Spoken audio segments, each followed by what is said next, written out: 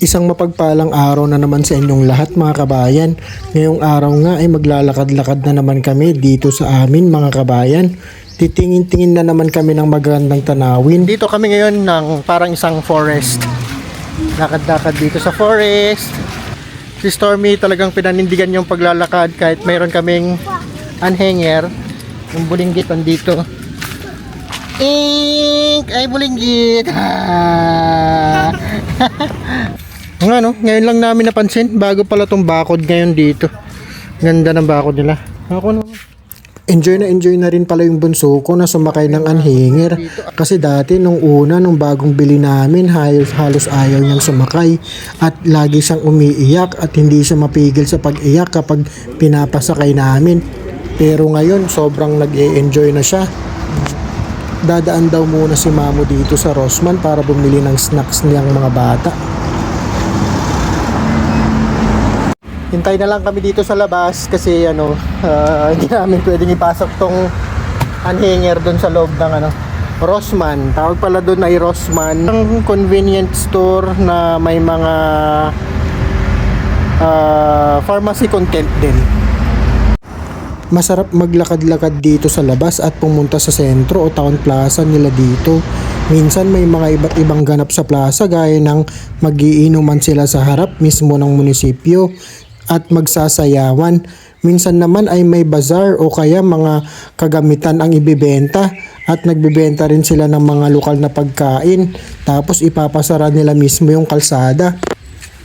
Ugali na ng mga lokal dito ang maglakad-lakad, lalo na kung may mga anak silang mga bata o kaya may mga alaga silang aso at pusa.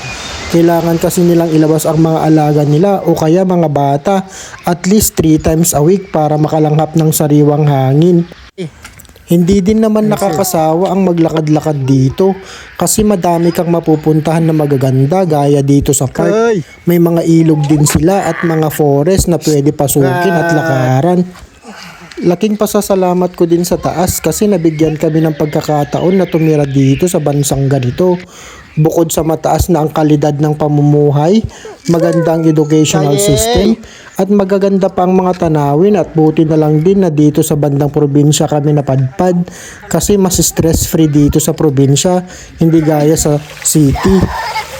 Alam niyo ba na dito sa Germany ay may allowance yung mga bata galing sa government? Kahit hindi ipinanganak dito, magkakaroon ng allowance monthly. Bali nasa 250 euro din yan monthly until mag-college. Kaya sobrang naswertehan din talaga namin at dito kami napunta. Kahit mataas ang tax dito ay ayos lang kasi nakikita mo naman kung saan napupunta yung tax mo. Halos 2 oras din nga pala kami naglakad-lakad ngayong araw. Kaya ngayon ay pauwi na kami at napadaan nga kami sa dating apartment nila Mrs. At itinuro na naman niya kung saan siya nakakwarto dati. Parang 100 beses na niyang tinuturo sa akin every time na mapapadaan kami dun. Pero oo na lang ako ng oo, baka magulpi niya ako pag uwi. O siya, hanggang dito na lang muna mga kabayan. I-follow nyo rin sana ako para patuloy nyo mapanood ang mga videos ko tungkol sa buhay namin dito sa bansa ng mga Aliman. Maraming salamat at ingat kayo palagi. Ciao!